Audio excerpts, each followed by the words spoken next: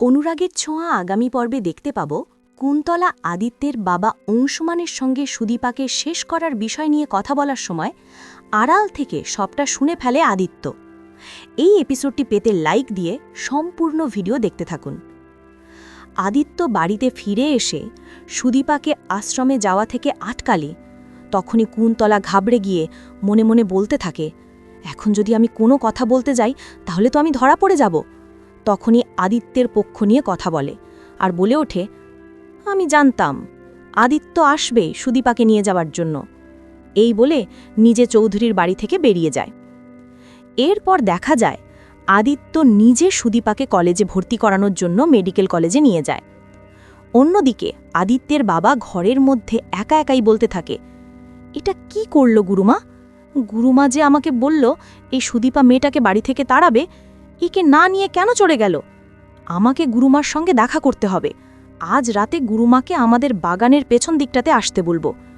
অন্যদিকে দেখা যায় সুদীপাকে কলেজে নিয়ে যাওয়ার পরে আদিত্য সুদীপাকে বলতে থাকে, আপনাকে মেডিকেলে পড়তে হলে আমাদের বাড়ি থেকেই পড়তে হবে। আমি আপনাকে কোনো হোস্টেলে উঠতে দেব না, কারণ সুন্দর জেল থেকে পালিয়েছে, এই রিস্ক আমি নেব না। আপনার বাবা আপনার দায়িত্ব আমার হাতে দিয়ে গেছে, তাই আমি আপনাকে কোনো বিপদের মুখে ফেলতে চাই না। এই কথা শুনে সুদীপা তখন বলে ওঠে, শুধু খালি দায়িত্ব দায়িত্ব দায়িত্ব, আপনাকে আমার কোনো দায়িত্ব নিতে হবে না, আমার দায়িত্ব আমি নিজেই নিতে পারবো। এই বলে রেগে যেতে লাগলেই তখনই আদিত্য সুদীপার হাত ধরে বলে ওঠে, আপনি একটা কথাও বলবেন না, আমি যা বলছি তাই আপনাকে শুনতে হবে। আমি আপনার বিবাহিতা স্ত্রী। এই কথা শুনে সুদীপা অবাক হয়ে যায়। এরপর আদিত্য আবারও বলে ওঠে, আজ থেকে আমি রোজ আপনাকে কলেজে নিয়ে আসবো আর নিয়ে যাব, আর মাঝে মাঝে যদি আমি নাও পারি আমার গাড়িতে করে আসা যাওয়া করবেন, এর বেশি একটা কথাও হবে না। তখন সুদীপা আর কোনো কথার উত্তর না দিয়ে তার কলেজের ভিতরে ঢুকতে যায়। আদিত্য পেছন থেকে ডাক দিয়ে বলেওছে, যাওয়ার সময় আমি আপনাকে নিয়ে যাব, এখান থেকে একা যাওয়ার চেষ্টা করবেন না। এই কথাগুলো শুনে সুদীপা মনে মনে অনেক খুশি হয়ে যায়। এরপর আদিত্যের ডিউটি শেষ হলে সুদীপাকে নিয়ে চৌধুরী বাড়িতে ফেরে। চৌধুরী বাড়িতে ঢোকার আগে আদিত্য তাদের বাড়ির আশেপাশে কয়েকজন ছেলেকে ঘোরাফেরা করতে দেখে। আদিত্য তখন সন্দেহ করে আর মনে মনে বলতে থাকে, এদের ওপর আমাকে নজর রাখতে হবে।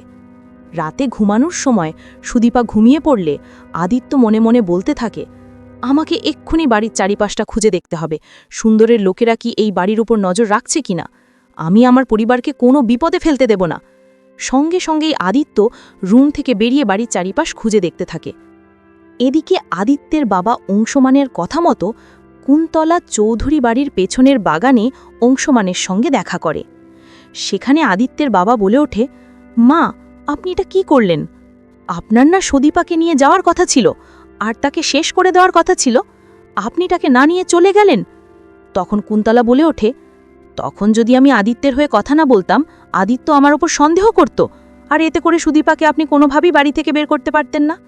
এই কথাগুলো আড়াল থেকে আদিত্য সবটা শুনে ফেলে আর মনে মনে বলতে থাকে, এটা কি, তাহলে কি এই মহিলা ভণ্ড গুরুমায়ের নাম করে এই বাড়িতে ঢুকে এই বাড়ির ক্ষতি করার চেষ্টা করছে আর সুদীপাকে শেষ করে দেওয়ার প্ল্যান করছে?